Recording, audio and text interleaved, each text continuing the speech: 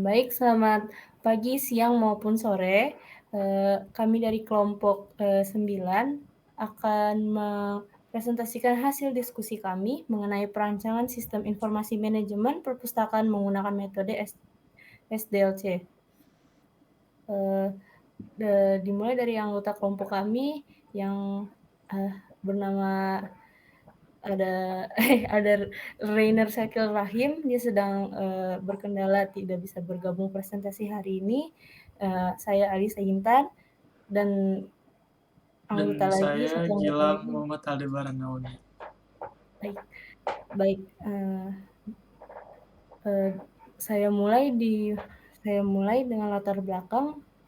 Latar belakang ini membahas tentang sistem informasi yang sistem perencanaannya dari suatu bisnis meliputi manusia, teknologi, dokumen, dan prosedur untuk memecahkan masalah bisnis, layaknya biaya produk, layanan, dan suatu strategi bisnis. Nah, dalam perencanaan sistem informasi perpustakaan, ini menggunakan metode SDLC prototype. Dengan menggunakan SDLC prototype akan memudahkan customer untuk melihat gambaran awal dari perancangan sistem informasi ini. Di dalam sistem ini terdapat dua peran, yaitu peran petugas dan anggota. Petugas dengan hak akses mengelola dan sel eee, data dan seluruhnya, sedangkan anggota hanya bisa mengelola data pribadi. Aplikasi ini sangat memudahkan pengguna untuk meminjam dan pihak perpustakaan tidak sulit mendata secara manual. Lanjut dengan masalah penelitian.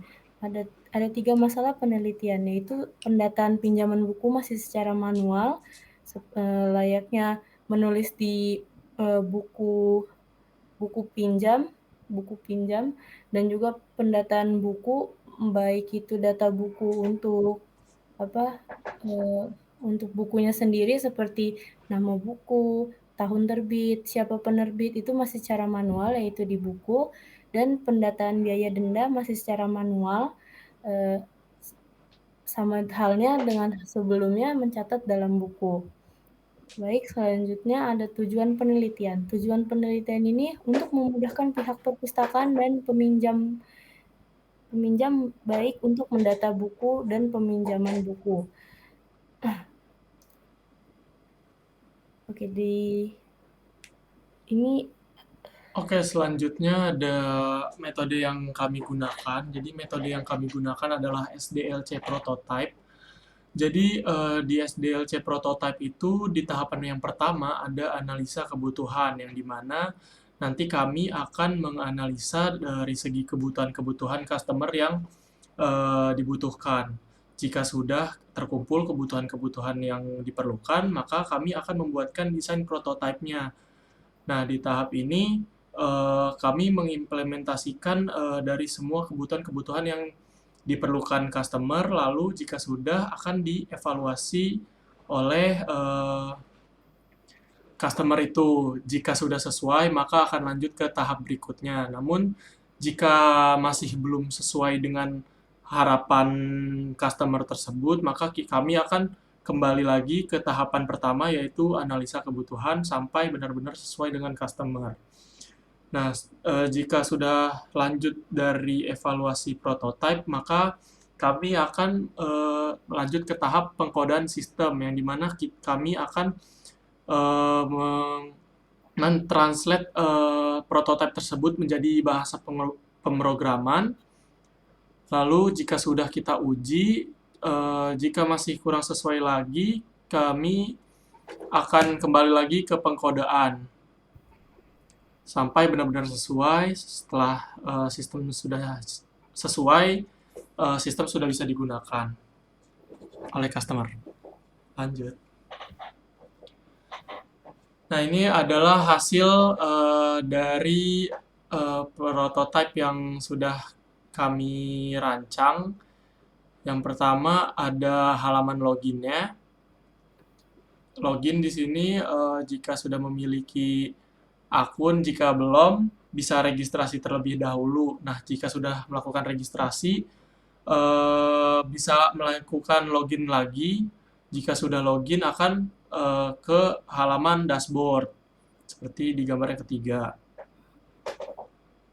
Lalu ada nah, ada data peminjaman.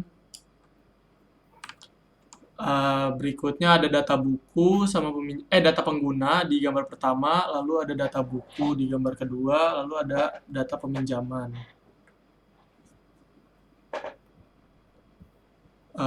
Dan terakhir untuk hak akses pengurus itu atau petugas ada denda. Baik, saya lanjut. Dari hasil tadi bisa dari hasil dari hasil aplikasi tadi itu menguntungkan kedua belah pihak, yaitu pihak perpustakaan yang mudah untuk mendata buku yang dipinjam atau masuk ke perpustakaan. Yang kedua, pihak anggota mudah mengetahui data buku yang dipinjam dan dapat mengembalikan buku tepat waktu. Baik, selanjutnya dari kesimpulan presentasi dan maupun review paper kami, dari hasil perancangan aplikasi ini disimpulkan bahwa metode mengolah data secara manual tidak efektif dibandingkan mengolah data secara sistematis dengan metode SDLC. Metode ini bisa berguna dan efektif membuat suatu aplikasi karena memudahkan pengguna, yaitu petugas dan anggota, seperti petugas mudah mendata buku, pinjaman buku, dan biaya denda secara mudah, sedangkan anggota bisa dengan mudah meminjam buku, melihat buku yang ingin dipinjam, dan mengembalikannya tepat waktu. Baik, sekian dari presentasi kami. Apabila ada pertanyaan, boleh ditanyakan.